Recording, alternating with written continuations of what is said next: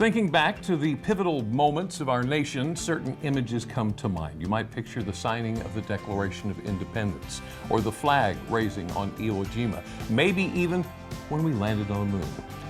But some of the most important figures and moments in our history weren't captured on film or painted on canvas. Most of us are familiar with the Civil War and the Emancipation Proclamation.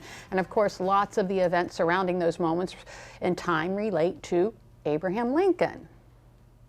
Now, what you might not be familiar with is one woman from Pocomoke who played an important role in all of this. So, with us this afternoon is Andy Nunez, author and amateur historian, here to tell us more.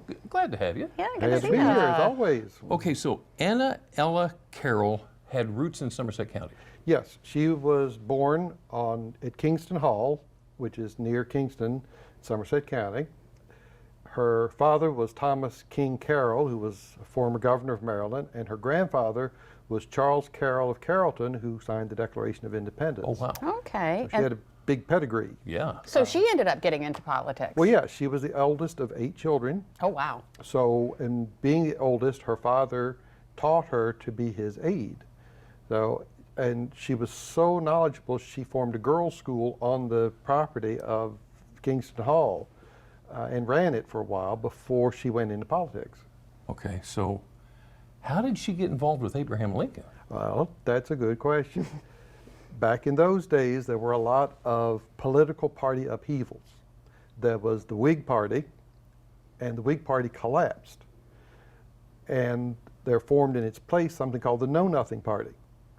And they were called Know-Nothings because if you asked them anything about the party, they'd say they didn't know anything. I know nothing. Huh. So they were a party that was pro-United States, pro-keeping the Union together. Right. They were pro-labor, which was unusual for the time. They were pro-women's rights, but they were anti-immigrant, anti-Catholic, anti-Irish.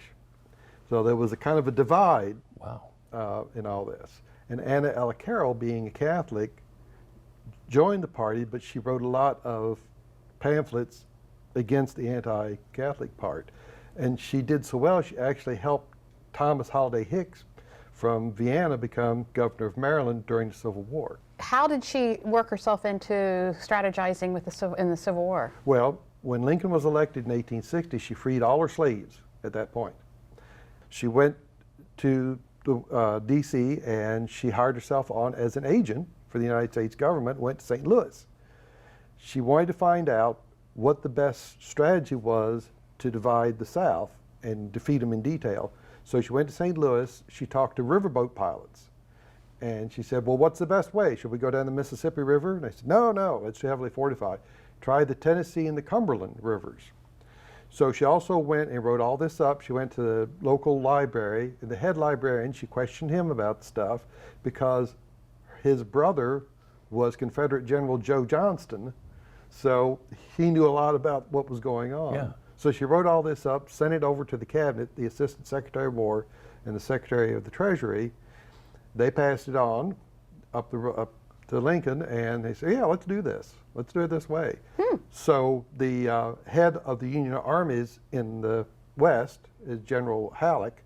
He got General Ulysses Grant, said, go down to Tennessee there, and they scored the first Union victories of the war, taking out Fort Donelson and Fort Henry. So, How about that? yeah. I mean, this is fascinating. This is absolutely fascinating. Why do you think she's such an important character in history to learn about? Because people don't know enough about her. Okay. See, she did all this work during the war. She wrote tons of pamphlets. She advised Lincoln. She was known as his petticoat cabinet, but she was disdained by the males. Oh. You know. But she did a lot of important work behind the scenes to make sure that the Union won the war.